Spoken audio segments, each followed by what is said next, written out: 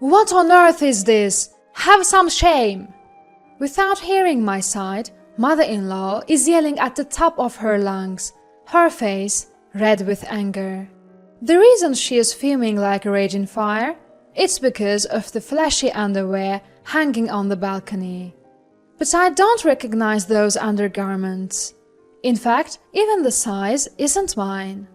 Yet mother-in-law keeps accusing me, without doubt, calling them disgusting and in bad taste.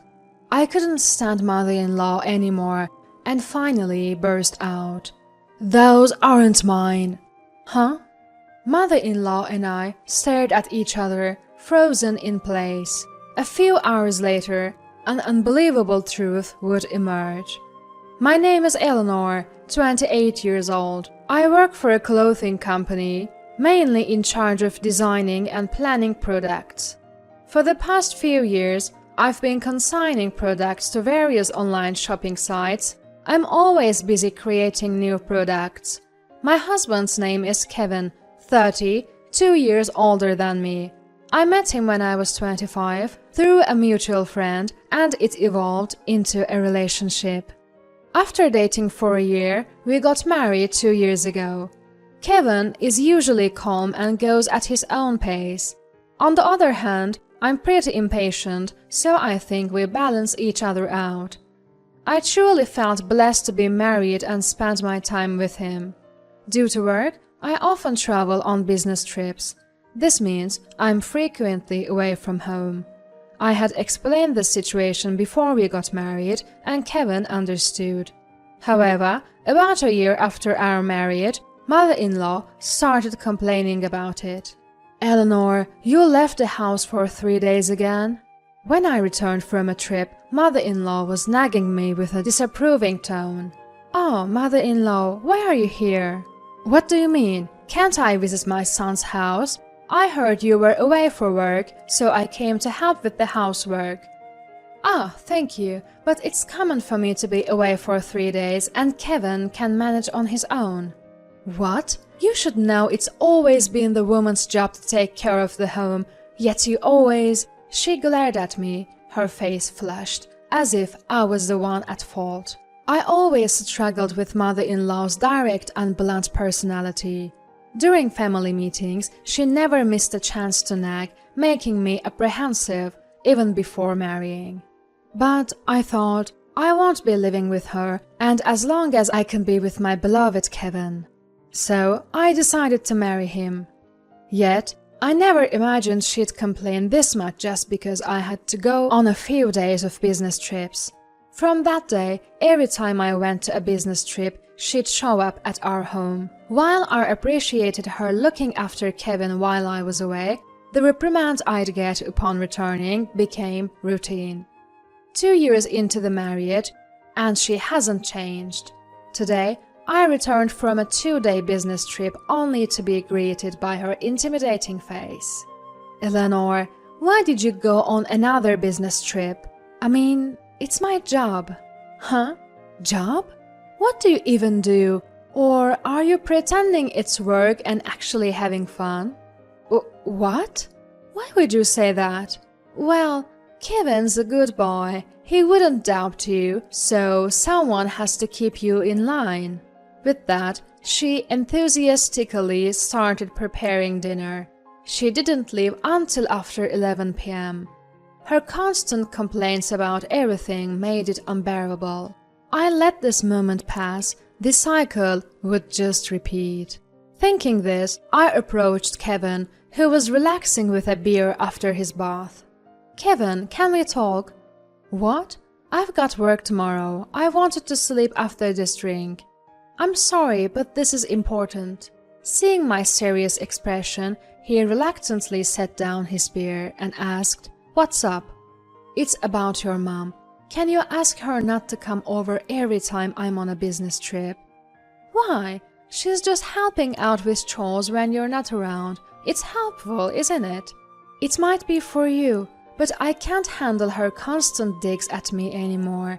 Today she even implied I lied about work to go have fun. She probably didn't mean anything by it, And it's not like I'm asking her to come. She's doing it on her own. Shouldn't you be grateful? What are you saying? It's not about him asking or not asking. I just wanted him to understand how uncomfortable it makes me feel. The moment he said be grateful, I realized he sided with his mother. He doesn't understand the gravity of the situation, and I was deeply frustrated. However, backing down now would mean nothing. I carefully chose my words and explained my feelings to my husband again. Please, can't you take this a bit more seriously? Think about how I feel, being criticized every time I return from a business trip. Hey, what's gotten into you, Eleanor? You've never said anything like this before. That's because she's Kevin's mom, the one I love. That's why I've been putting up with it all this time. But I've reached my limit. I can't stand her bossing me around anymore. What are you talking about? You make it sound like my mom's kindness is a bother. I didn't think you were like that, Eleanor. He downed the bear on his desk and stormed out of the living room. Why? We weren't done talking. Left alone in the room, an indescribable emptiness overwhelmed me. No matter how much I thought about it, I couldn't figure out the right words to reach him. I thought Kevin would understand if I confided in him. If things keep going like this, nothing will change. If his mom is there the next time I return from a business trip, I decided in my heart that next time we'd have a proper one-on-one conversation. A few weeks later, I have to leave for a 3-day business trip. Before leaving the house, I cautiously approached my husband. Kevin, your mom, she's not coming today, right? This again? Talking about my mom? Just answer me. I hope you haven't invited her. Stop nagging me. How I spend my time when you're not here is my business. Stop trying to control everything. He yelled and let out an irritated sigh. Even when I called out, I'm leaving now, he ignored me. In the end, I left for the business trip, not knowing if his mother would come. Even as I was working away from home, thoughts of her kept creeping into my mind. Though I used to focus on my job without any concerns, now I was completely distracted. I was surprised at how mentally drained I felt, but I couldn't back down now. As I had decided earlier, if his mom is at home next time, we'll definitely have a proper talk. That resolution remained unchanged. When I returned from my business trip, I opened the front door with trepidation. And as I had expected, I saw his mother's shoes in the entrance. She was cheerfully singing and cooking in the kitchen. She seemed to notice my footsteps and turned around before I could greet her. Oh, Eleanor, it seems like you've been out playing for days, haven't you? Did you have fun? I was instantly annoyed by her phrase. Out playing. I wasn't playing, I was just working. Oh, making excuses again? You're such a hopeless wife. Always talking big. That's what happens when a woman works outside. She sighed dramatically and glared at me. Though I flinched at her sharp gaze for a moment, I gathered my courage and initiated the conversation. I have something to talk to you about today. Oh, perfect timing. I have something to tell you as well. What? Mother-in-law forcefully grabbed my hand and dragged me to the balcony. Pointing at the laundry hanging there, she demanded with a fiery tone, Mind explaining this? What is this? That should be my line. What is this mess? Have you some decency? What mother-in-law pointed at were several flashy pieces of underwear hanging out to dry. They were adorned with bright red and pink lace, drawing immediate attention. They covered the bare minimum. Mother-in-law's face turned bright red as she yelled at me. You're trying to seduce other men with these, aren't you? Hold on, mother-in-law. Just calm down for a second. How can I possibly stay calm with these? Hiding such indecent underwear in Kevin's room. Did you think you wouldn't get caught? No, listen. Such disgusting taste in underwear. This isn't Kevin's style at all. You have such terrible taste. Are you having an affair? Who is it? Tell me." "It's not like that. Please, just listen to me. No more excuses. We never should have let Kevin marry someone like you. I expect you to divorce him immediately. Do you understand? You hussy." At that moment, all the negative emotions I had held back surged forth. Before I knew it, I had thrown my bag on the floor and was glaring fiercely at mother-in-law. "What's with that look?" With a tone as cold as ice, I replied to the emotional mother-in-law, "These aren't mine." Time seemed to freeze at those words. With a deer in the headlights expression, mother-in-law stood still. Clearing up the facts, I said, "Mother-in-law, I think there's been a misunderstanding. Those aren't my underwear. I don't wear such bright colors, and the size isn't even right." "What are you talking about? Then whose underwear is this?" "I saw them for the first time today. Didn't you say earlier they were found in Kevin's room?" "Well, yes.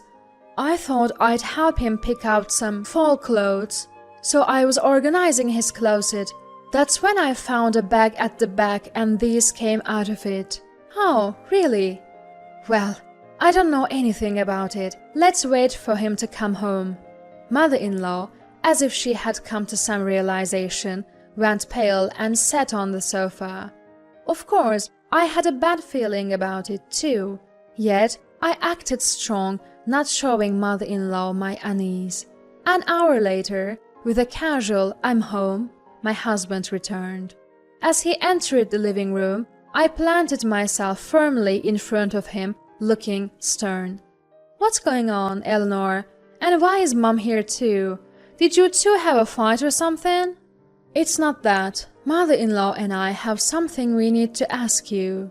"Me?" Kevin looked stunned. I threw at him the underwear that had been drying on the balcony. His face turned pale instantly upon seeing them. Without missing a beat, I confronted him. "What's the meaning of this? Mother-in-law said she found this in Kevin's room." I mean, they're obviously for women. When, where, and why did you buy these? Care to explain?" I'm really sorry." Kevin began an overly exaggerated apology. Taking a deep breath, he started to explain. According to him, he had been dating a younger woman from his office for a year. He bought underwear to his taste and had her wear them whenever they met. They enjoyed this little game every time. When I was away on business, he had mother-in-law come over just for the last day to help with the piled-up chores. All other days, he invited his affair partner to our home and had her wear that lingerie. He probably never thought I'd found out. His voice quivered throughout, and tears seemed to form in his eyes. While I stared at Kevin with a disgusted look, mother-in-law watched him with concern. Suddenly, mother-in-law shouted at me. "Enough is enough. Why are you pushing Kevin like this? What's your aim?" "Excuse me? I'm just asking for an explanation. It's because you're not appealing enough that Kevin's affections shifted to someone else. It's all your fault, always working and never being there." "And so what?" I shot back at mother-in-law. "Is there some rule that it's okay to cheat while one's wife is immersed in her job?" Well, even now, mother-in-law tried to defend her cheating son. I yelled at her. "You two are unbelievable. Your son is the one who cheated, and yet you dare to say something like you're not appealing enough? No matter the reason, there is no excuse for cheating." I get it, just calm down." "Really? From which mouth are you saying that? This is the result of you raising your son to be a mama's boy, isn't it? Shouldn't you be scolding him first?" I sighed deeply. Anyway, I should thank you, because you found that flashy lingerie. I can now file for a divorce that works in my favor." "Divorce? Did you say divorce?" Kevin finally reacted. "Please, forgive me. Haven't I apologized enough? A divorce will ruin my career." Mother-in-law desperately chimed in.